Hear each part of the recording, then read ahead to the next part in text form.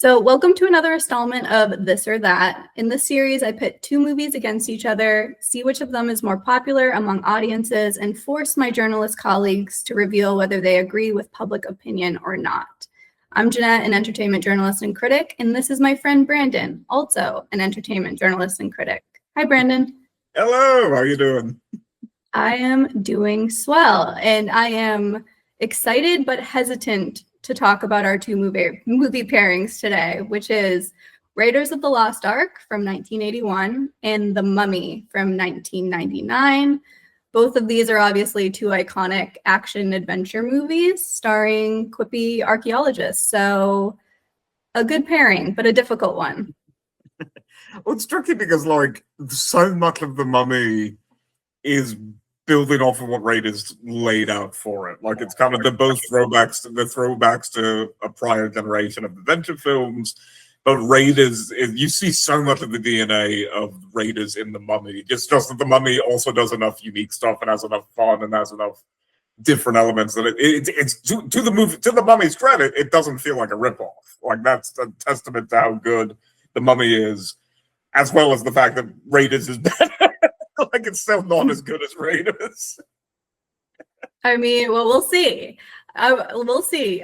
So my question to you, which I think you already know, but which of these movies do you hypothesize is the more popular one among audiences? I mean, Raiders. The trick is that The Mummy is beloved and for good reason. It's very well constructed popcorn blockbuster. It's got great effects, great horror. It was a big hit at the time.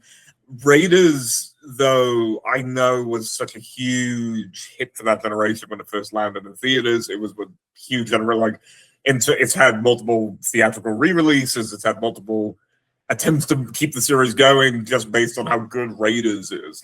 I'm pretty confident that Raiders is going to be the top one in this race. You are correct. Yeah, if you were on a game show, you would win. Congrats. And yeah, I mean, like you said, it's not even close in this case, which is kind of refreshing because sometimes it's neck and neck, and I'm over here trying to really get down to the nitty gritty. But yeah, Raiders swipes it on Rotten Tomatoes and IMDb. It's got the higher letterbox scores if we're looking at what audience thinks. And box office, it's not even close. So I actually adjusted the numbers for inflation because there is a big difference between these movies being in 81 and 99. But fun fact, Raiders actually made more money than The Mummy pre-inflation. So it didn't even matter. So very, very good turnout at the box office for Raiders, for sure. That's a bit as it doesn't surprise me. And the thing to keep in mind with it too is that it's one of Spielberg's earlier, it's building off of, it's after Spielberg has established himself as a big name director, and it's after Ford has established himself in Star Wars. But I feel like this is kind of the film that really, this is what makes Steven Spielberg go from, the guy who did Jaws and Close Encounters to, this is Steven Spielberg. If he's doing it, this is going to be a film. This is going to be a film that you have to see. That gives it such a pedigree. The Mummy is a lot of fun, but The Mummy is ultimately a kind of lightweight summer blockbuster that doesn't exist without Raiders. Raiders feels like one of those films that needed to be. It would be shocking if The Mummy was more successful than Raiders of the Lost Ark. Hey, I mean, it really would be shocking, but I think as a millennial, it's funny because I think in some sense, The Mummy, retrospectively, it's almost like a classic movie for us. Some generations, they have Casablanca and Gone with the Wind and Psycho, and we have The Mummy starring Brendan Fraser. You know what I mean? It's nostalgic. Well, it does trick. I bring it up because my wife and I watch it almost annually at this point. It'll come up at some point in the summer because it's kind of a perfect summer movie. And it always makes me, you're right, it's nostalgic because I'll remember doing sleepovers and slumber parties with my friends. And that was one of the go-to movies for our generation, as millennial as well. With stuff like this and Oh Brother, Where Art Thou and Blade and stuff like that. It was one of those movies that was almost perpetually on loop growing up as a little boy at that particular age.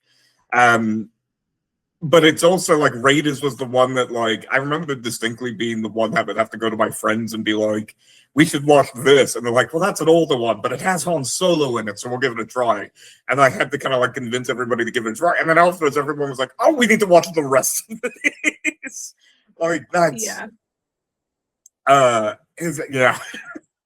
Yeah, it's a powerful movie, and I can already tell that you agree with the audience opinion that Raiders is it's the better movie.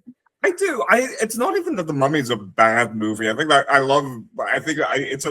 it's always interesting when you have to make an argument between two films that are good. Like you're not necessarily criticizing one of them over the other, but there's something like even in terms of just raw entertainment, raw drama, genuine suspense, the comedy. Like Brendan Fraser is very, very funny. Harrison Ford is arguably a greatest of all time deadpan delivery actor. Like the gunshot against the swordsman alone is funnier than anything else that happens in The Mummy or Raiders. You get the kind of the tension and drama that comes with Indiana Jones being he's a bit of a screw up on his own. He makes multiple mistakes in the film and almost gets himself killed several times, which Jack O'Connell has a little bit of that, but it's never. He's much more of kind of that like classic. I'm gonna be the big tough guy in this entire narrative story. Like there's lots to love about The Mummy, but Indiana Jones is more inventive. It's more entertaining. It's more of a broad appeal. It's hard to think of a movie that's better suited for a broader audience than Indiana Jones. So it doesn't surprise me in the slightest that overall, like both in terms of audience, like box office draw and cultural appreciation, it is the bigger movie of the two. Oh yeah, for sure. I think I was really going back and forth with this one, as crazy as it seems, like right up until I got on this call with you. Because as a disclaimer, I love Indiana Jones, but somewhat controversially, maybe, I rank them differently than a lot of people. So if I'm going just based on like the original like trilogy, I put The Last Crusade at the top every time. It's my favorite. It's my favorite. And then I do Temple of Doom. And then for whatever reason, Raiders is at the bottom for me. I know that's crazy. And I know there's like people out there shaking their fist at the sky, but Raiders. I was shaking my head. Yeah, that person is you. But yeah, I mean, it's iconic. I mean, obviously you can't argue with like the first 10 minutes of that movie basically gives us scenes that are replicated and satirized and parodied and everything. I would not have, broken controllers playing Crash Bandicoot running from the boulder if it weren't for Indiana Jones, or specifically Raiders. But there's just something about it. I find it a bit slow. I'm also not like, I also think it has the weakest ending of the lot. I just feel like it lacks some umph. No one does a skull melting scene like Raiders, and Indiana Jones as a whole. They love a skull melting thing. But Raiders is just a bit lackluster for me overall. And Marion as a character, I also have some problems with, which I know she's like a fan favorite. But yeah. The trick is I love Marion partly as kind of an evolution of that Catherine Hepburn snappy back and forth that she develop that she gets to develop with Indiana. Like I think she's the most compelling of these sidekicks that he gets in any of these films, even more than like I guess the trick is I tend to put Raiders as among my favorite action films of all time.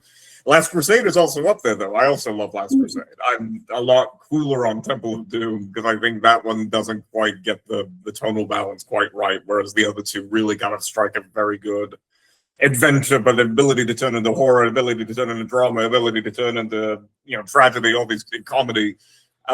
Raiders, yeah, I disagree with you on the ending. I think it's got a really good announcement where it's this moment of a character who has been confronted with his great fear of losing history, having to find like he finally, because he respects and appreciates history, he's the only one who, like among the archaeologists at the show, is like, oh, we need to look away because I know what happens next. He has respect for the history, and in a way that he has not previously in the film. He's been kind of much more kind of glib about everything.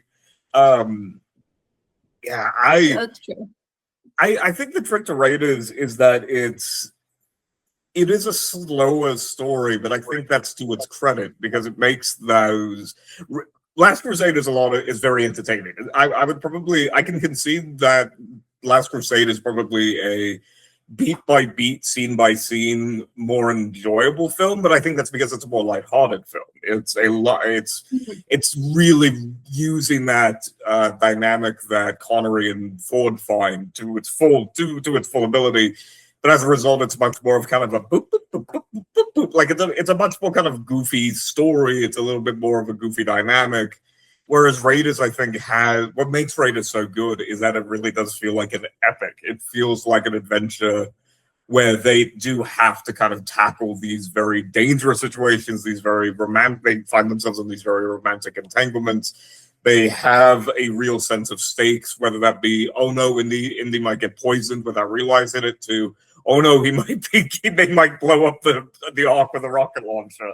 Like I think there's a balance of scope and as a result, a balance of the tone of the film that gives Raiders a better kind of collective feel. I think it flows better as an adventure movie, even though I can concede that, like, yeah, it's slower, but it's because it's taking its time. It's taking that route. It's really indulging in that room to really make you care about the characters and to really establish the stakes and to really underline the tensions that exist between the characters. Yeah, no, I mean, that's a solid argument for sure. And I think some of it might just come down to my personal taste. I tend to lean towards those like goofier, lighthearted movies. And as you said, I think Sean Connery and Harrison Ford play so well off each other in The Last Crusade that it ends up kind of, the straight man with his goofy sidekick kind of thing, but also with that father-son element that I think gives it a nice, like, emotional core. But I do, in some weird ways, find Brandon Fraser's character more likable. And again, I think this comes down to personal taste because he reminds me a bit more of like Ash Williams from Evil Dead, which I know we just kind of mentioned Evil Dead off camera. But he's got this kind of like Army of Darkness, like campy delivery when he's, saying words like broad. And it feels like I'm hearing Ash kind of say, "Hail to the King, baby," or, "Honey, they're real ugly," and it captures that similar quippy but campy kind of snarkiness. So I find him to be endearing in that sense. But I agree, Harrison Ford's the king of deadpan deliveries. Well, I did think that plays into what you said, like, that you kind of have a preference for the lighter, the boppier, the kind of the more energetic, for lack of a better term, energetic tone of an adventure story. And I do think that stems a little bit from Jack O'Connell. Brendan Fraser's character is very rooted in the kind of aesthetic that we see a lot more now, thanks to stuff like the MCU and stuff like kind of the 21st century, like Robert Downey Jr. style of hero, who is quippy and jokey and a little self-aware and a little self-effacing. And that you're right, that lends itself to kind of a campy aesthetic and feel that is fun. But I think Indiana Jones as a character, part of what makes him work, especially as a throwback to those early serial adventures where there was no sense of self-awareness, where they were having to sell, and it's probably because they were trying to have to sell the backstage of the barely painted backdrop as, the Aztec jungles. Like there was a full-throated commitment to the world and to the performance. And I think that's what makes Ford's take on Jones more compelling to me than O'Connell, who I do really like. Like, that's the trick, is I do really like The Mummy, and I do really like Fraser in The Mummy. But I think the character suffers in comparison because he's much easier to, like, you zone out and recognize that this is a movie. And that's just a result of being campy, like indulging in the campiness and the self-awareness and the ability to laugh at the thing instead of always with the thing. Whereas with Indiana Jones, I think every comedy beat and every deadpan delivery and every moment of comedy and levity is rooted in the characters and what's actually happening in the story. So it's a lot less, it's a lot less quippy, but it's no less funny, and it feels much more kind of authentic comedy. And feel stuff like the sword, stuff like the like realizing that he's been caught while undercover and having to just repeatedly beat up Nazis until he finds the right pair of, like, oh, now I have a disguise that fits. Like, it's stuff like that I think really, I could see why you would find O'Connell more instantly likable, but I find Indiana Jones more believable and kind of engaging as a character as a result. Yeah, no, that is a really good point. And I will say, characters aside, I think both these movies have really great like set pieces. And I think The Mummy, especially, I mean, because I'm arguing for The Mummy here. I'm trying to argue for The Mummy here. But I mean, they were shooting out on location in the Sahara Desert, and some of their sets were built and stuff. But in their technology, and it's hard to compare these movies because they are over a decade apart. But yeah, the technology used in The Mummy, I think, holds up pretty well. It was very cutting edge at the time.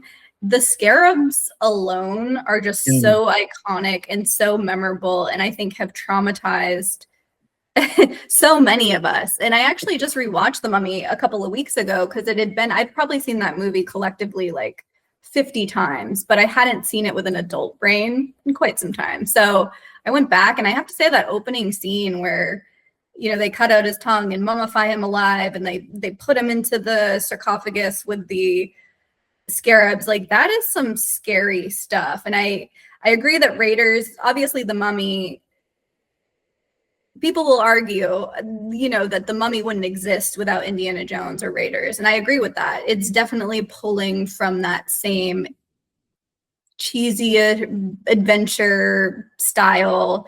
But The Mummy itself has existed way before Raiders. So, you know, it looks different than the 1932 version and the 50s version, but I would argue that The Mummy would have existed without Raiders. We might just not have gotten quite as much of that DNA in there. You know what I'm saying? Yeah, I can see that, and I think I can concede that The Mummy probably, as kind of a horror icon, because it was one of those early fixtures of the Universal monsters period. Like, yeah, I agree with you. We would have probably seen another version of The Mummy at some point if it hadn't been for Raiders. Did not stop us from getting another Mummy movie. I do think we wouldn't have gotten anything like this Mummy movie without Indiana Jones. I agree. And I think, in contrast to that, though, what I find really interesting about Raiders from kind of a legacy standpoint, because not only did it kind of, you know, its own legacy, The Mummy included, it's influenced so many films, it's influenced so many adventure films and action films and period piece films.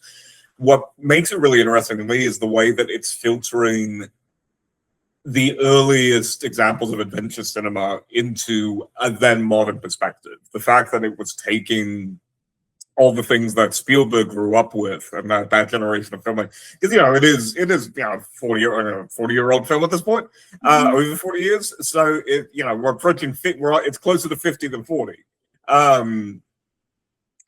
It's taking influence from a style of storytelling that really doesn't exist anymore in the format that it was growing out of.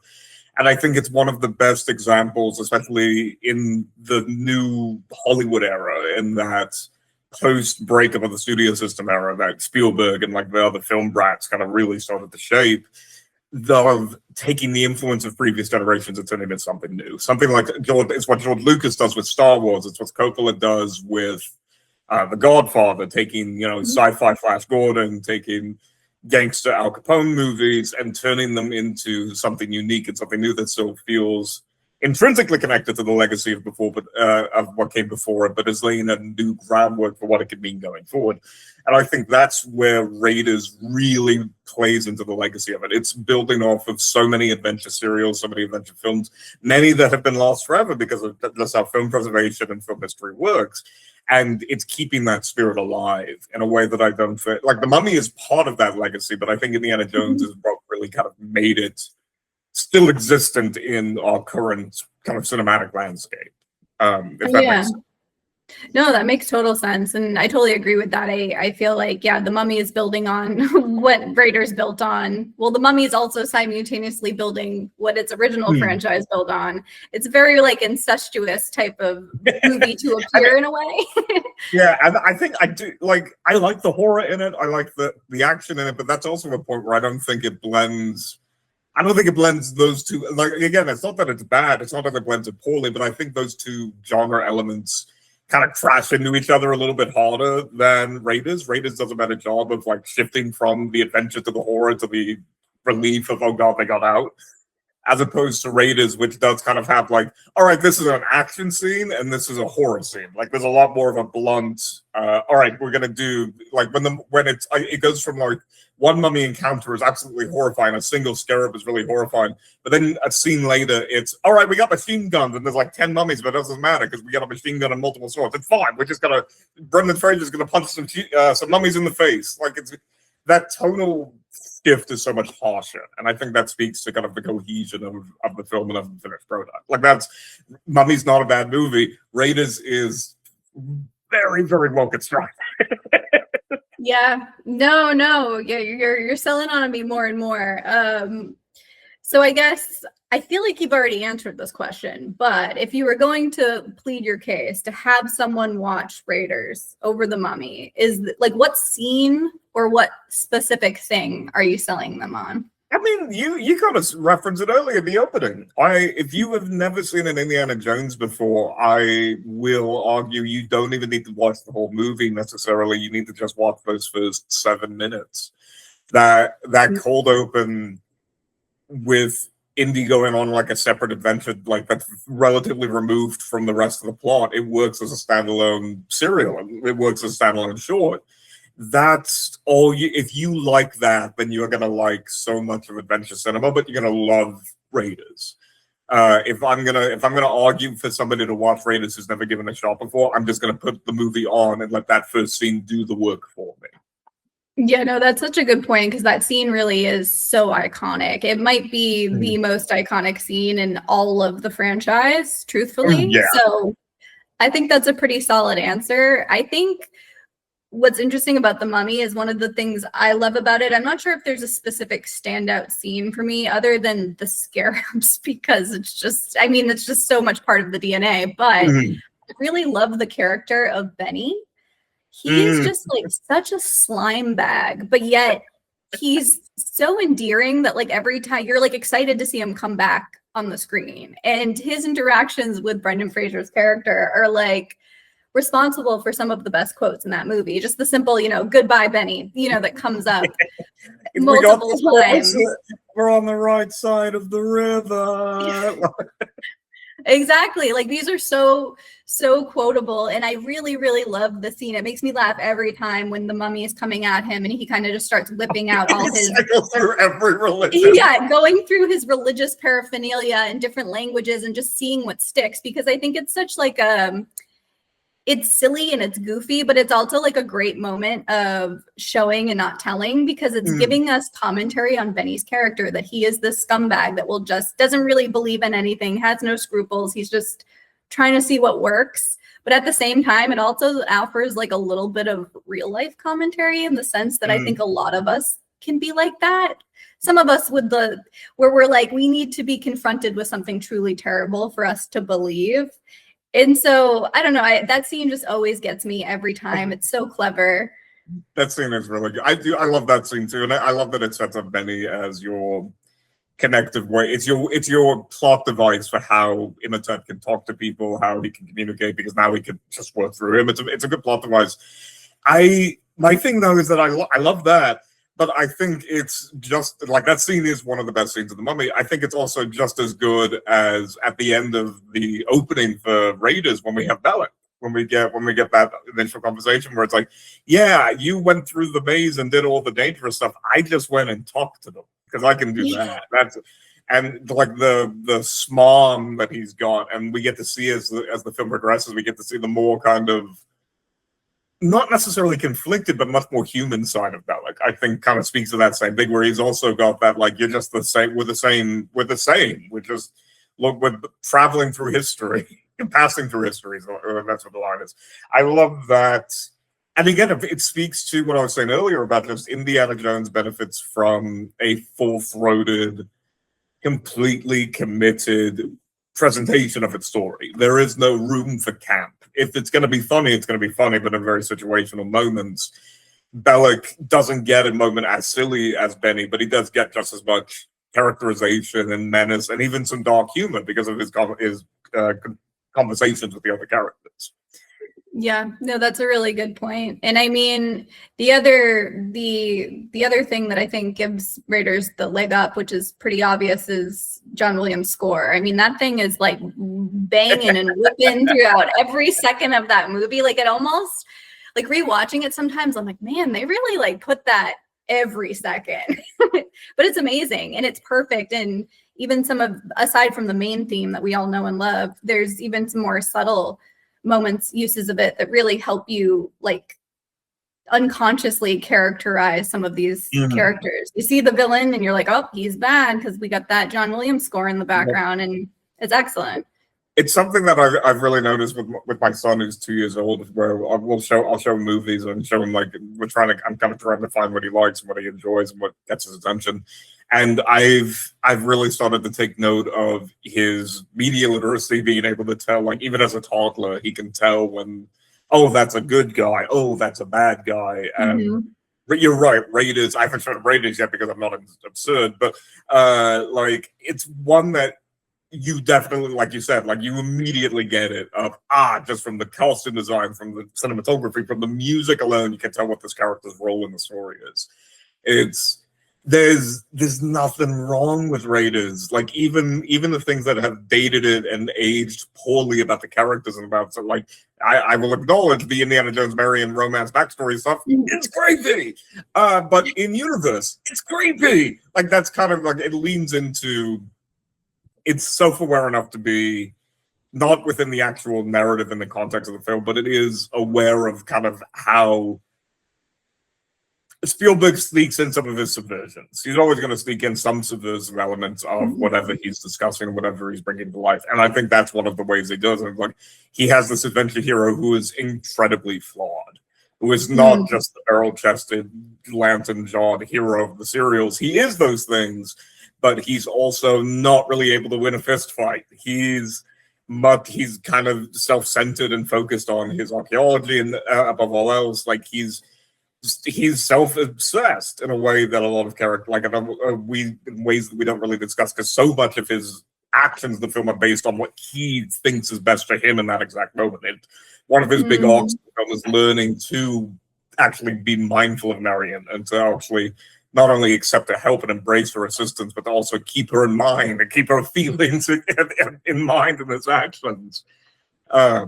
Yeah, I think it's hard to argue against the Mummy, because I do love the Mummy, but it's impossible to argue against Raiders. I think Raiders is one of those, like, undeniable adventure films. If you like the blockbuster style of film narrative, it's perfect. It's one of the best examples of that genre. Mummy's great. Raiders is best. It is true. I mean, I feel like it is mandatory viewing to watch Raiders before you watch The Mummy, but I do think if your tastes tend to lean towards the campier, more comedy-centric stuff, you're gonna love The Mummy. Like I said, if you love Army of Darkness, if you love that goofier, just kind of thing where one of the mummies is tossing their own head back and forth for a second in the background, and you're like, what's that about? Then you're gonna see that in The Mummy, where you're not gonna have that same comedy in Raiders, or really any of the Indiana Jones movies. But I mean, is there anything, I think this is a good place to wrap it. Is there anything you want to plug, Brandon? Anywhere people can find your writing? Or you can find my writing. I write for film coverage for Screen Rant. I do video game coverage at Comic Book. I write for Just Watch, doing some of our film coverage and some of the interviews coverage. And that's probably the easiest way to find me. Working on a couple of script stuff, but that's more to reveal later in the year. But we'll go from there. Awesome. So just to recap, the more popular movie according to audiences is obviously Raiders. Do Brandon and I agree? Yes and no. Yes and no. Brandon's arguing Raiders. I'm trying to argue the Mummy, but doing a poor job because I have No, you're doing terrible. a good job. It's just a hard fight. It is a hard fight. But to cap it off, nobody's right, nobody's wrong. It's just movies, and we will catch you in the next one. Thanks, Brandon. And thank you. See you all soon.